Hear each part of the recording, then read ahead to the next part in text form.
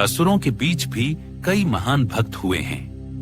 हिरण्यकश्यप के पोते और प्रहलाद के पुत्र विरोचन से एक महाबली पुत्र का जन्म हुआ। उसका नाम पड़ा बाली। बचपन से ही वह शौर्य, दानशीलता और सत्य प्रियता के लिए प्रसिद्ध हुआ। लोग उसे देवताओं से भी श्रेष्ठ मानने लगे। जैसे जैसे बाली बड़ा हुआ, उसकी शक्ति और धर्म पालन से समस्त तीनों लोग प्रभावित होने लगे। उसने युद्ध कौशल और दानशीलता दोनों में महान ख्याति प्राप्त की। प्रजाजन उसे धर्मराज के समान पूजने लगे।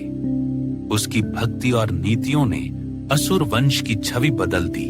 एक समय आया जब बाली ने अपने पराक्रम से इंद्र सहित समस्त देवताओं को पराजित कर दिया।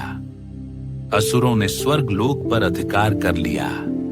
इंद्र और देवगण निराश होकर विष्णु की शरण में गए। अब संपूर्ण सृष्टि में बाली का प्रभाव और भी बढ़ गया। शक्ति और विजय प्राप्त करने के बाद भी बाली अभिमानी नहीं हुआ। वह प्रतिदिन यज्ञ करता और ब्राह्मणों को दान देता। उसकी भक्ति और दानशीलता ने सभी का हृदय जीत लिया। परंतु देवताओं के लिए यह चिंता का विषय बन गया कि बाली स्वर्ग का अधिपति बन चुका है। देवताओं ने भगवान विष्णु से प्रार्थना की, प्रभु, बाली दानशील और धर्मप्रिय अवश्य है, परंतु उसका बढ़ता प्रभाव सृष्टि का संतुलन बिगाड़ देगा। हमें आपकी ही शरण है। भगवान विष्णु ने आश्वासन दिया कि वे स्वयं वामन अवतार लेकर बाली की परीक्षा लेंगे। विष्णु ने वामन रूप धारण किया। एक नन्हा ब्राह्मण बालक जिसके हाथ में छत्र और कमंडलू था। वामन ने महर्षि कश्यप और अदिति के पुत्र के रूप में जन्म लिया। उनका तेज और सौम्यता देखकर देवता समझ गए कि अब अधर्म का अंत निश्चित है। एक दिन जब बाली विशाल यज्ञ कर रहा था, तभी वामन बालक वहां पहुंचे। उनका तेज इतना अद्भुत था कि पूरा यज्ञ स्थल आलोकित हो गया। बाली ने आदर पूर्वक स्वागत किया और कहा, ब्राह्मण देव, जो भी चाहे मैं आपको दान करूंगा। वामन ने विनम्रता से कहा, राजन, मुझे केवल 3 पग भूमि चाहिए। यह सुनकर सभा में सभी चकित रह गए।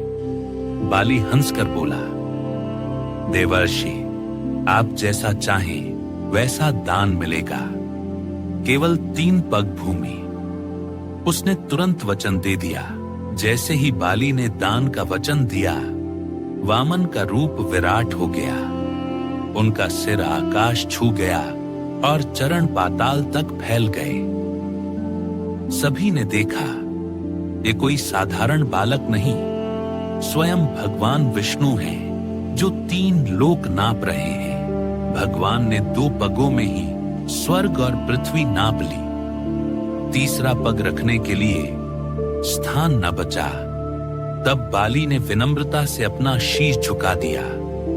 भगवान, तीसरा पग मेरे सिर पर रख दीजिए। इस प्रकार उसने संपूर्ण समर्पण कर दिया।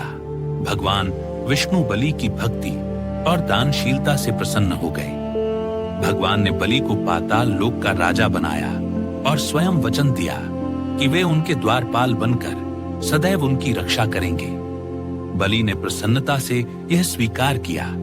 तभी से भगवान विष्णु सुतल लोक में बलि के द्वारपाल के रूप में प्रतिष्ठित हुए। यह है दानवीर राजा बलि की गाथा, जिन्होंने वचन निभाने के लिए अपना सब कुछ भगवान को अर्पित कर दिया। बलि ने सच्चे धर्म और त्याग का उदाहरण प्रस्तुत किया। यही कारण है कि आज भी महाबली बलि की गाथा दान और धर्म की सर्वोच्च मिसाल मानी जाती है। अगर आपको यह कहानी पसंद आई हो तो इसे लाइक और शेयर करना न भूलें और ऐसी ही पौराणिक गाथाओं के लिए हमारे चैनल को अभी सब्सक्राइब करें।